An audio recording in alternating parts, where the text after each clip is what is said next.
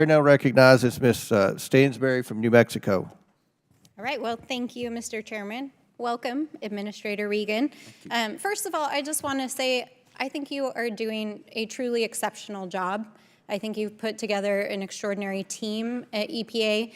I want to just take a moment to recognize our regional administrator, Ms. Nance, who is just doing a really exceptional job, and we really, really love her. Yes, she is.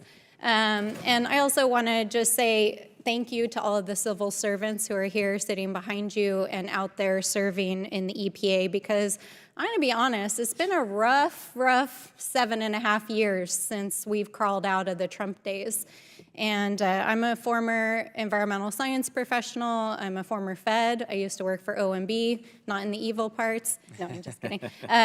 But you know, it's really hard on our federal workforce when you have an administration like the Trump administration that came in and systematically gutted the federal workforce.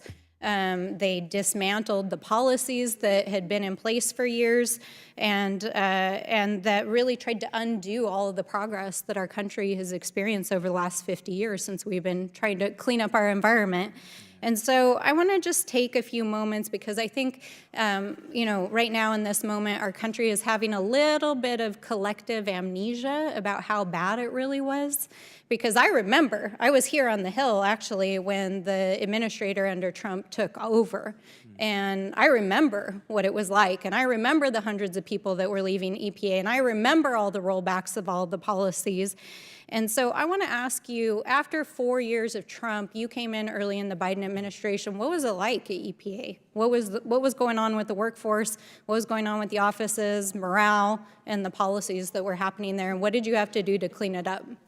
Yes, I appreciate that question. I worked at EPA, started as an intern, worked there for 10 years before I left and came back. And it wasn't the EPA that I had left.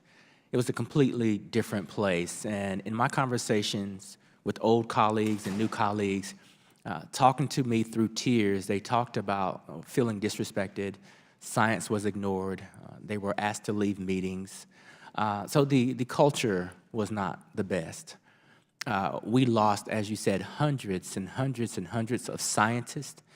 And with that, we lost decades of experience. So, you know, the president came in with a very, very bold agenda, and we had to ensure that the EPA staff would be a part of that new vision. So we created new policies to make our interactions more transparent. We started to re-engage with the press and the outside world to say that EPA is open for business. But more importantly, we improved our scientific integrity, and we started to bring the career staff back into the big meetings. And we listened to the science, we listened to the data, and we've taken a lot of their recommendations. We were at record lows in terms of staff, thanks to your partnership with the president and members of Congress. We have hired about 5,000 people under Bill and IRA resources. Some of those are term limited. But the short of the story is that there has been an infusion of enthusiasm and excitement, and a lot of our employees are making up for lost time and working 5, 6, 7 days a week. So EPA is as strong as it's ever been today. Thank you. And, you know, I think it's evidence. I don't know if you've had a moment to kind of take a breath this morning and look behind you, but we have a packed audience this morning, and it's full of young people. And so I think in addition to restoring our nation's Environmental Protection Agency and the laws that are protecting our air, water, and climate, you're inspiring the next generation of leaders. And it's really cool. It is. I do want to just use my remaining time to say, you know, we've talked, and some of my colleagues have covered the terrifying ground of Project 2025. I think it's worth noting that Trump's chief of staff, who served in the EPA, this lady here, wrote Project 2025's EPA chapter. And so when former President Donald Trump says he has no idea what Project 2025 is, well, his politicals from EPA who planned the dismantling of EPA under his administration are now planning for him to do it again.